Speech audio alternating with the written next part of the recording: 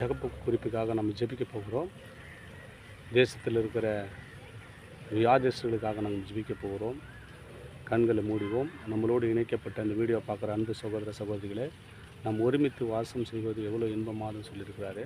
இந்த வாசல் நம்ம ஒருமித்து தேசத்து முழுவதுமாக இருக்கிற மருத்துவமனையில் இருக்க எங்கேயா இருக்கலாம், வியாதியாக இருக்கிற ஜனங்களுக்காக நம்ம ஜெபிக்க போகிறோம். கர்த்தர் விடுதலை கொடுக்க போகிறார். எங்கள் அன்பின் பரலோக பிதாவே, இயேசுவின் நாமத்தினாலே உம்முடைய சமூகத்தில் ஒரு தகப்பனே, நீ நல்லவர், வல்லவர், போதுமானவர், இரக்கத்தின் ஐஸ்வர்யம் உள்ளவர் ஆண்டவரே. அப்பா, நீ கையை நீட்டி தொட்ட மாற்றத்தில் சுகமடைந்தார். நாங்கள் அநேக வேதத்தில் ரகசியங்களை பார்க்கிறோம். 38 வருஷமாக படுக்க இருந்த மனுஷனை சுகப்படுத்தினீர். அப்பா தகப்பனே, உதரப்போக்கோடு இந்த மகளை சுகப்படுத்தினீர். அநேக காரியத்தில் நீ விடுவித்த தேவன்.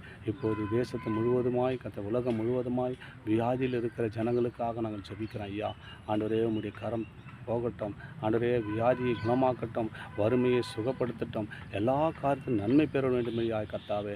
மருத்துவமனையில் இருக்கட்டும், கூடாரத்தில் இருக்கலாம், எங்கே இருந்தாலும் ஆண்டவரே, இந்த வார்த்தையை கேட்டுக்கொண்டு, இந்த வசனத்தை கேட்டுக்கொண்டு, இந்த ஜபத்தை கேட்டுக்கொண்டு சகோதர சகோதரிகள் குடும்பத்தில் எப்படியாப்பட்ட வியாதியோ இருந்தாலும் ஆண்டவரே, இப்போது சுகம் அடைவதாக இயேசு கிறிஸ்து நாமத்தினாலே அவர் தொட்டு சுகமாக்கினார் என்று நாங்கள் வேதத்திலே பார்க்கிறோம். இந்த வார்த்தையை அனுப்பி சுகம் தரும் வல்லவர் என்று நாங்கள் பார்க்கிறோம். இந்த வார்த்தையை தேசம் முழுவதும் அனுப்புகிறோம். ஐயா, யாரெல்லாம் மருத்துவமனையில் இயேசுவே என்று நோக்கி கூப்பிடுகிறார்களோ அங்கெல்லாம் ஆண்டவருடைய கரம் நீட்டப்படுகிறது.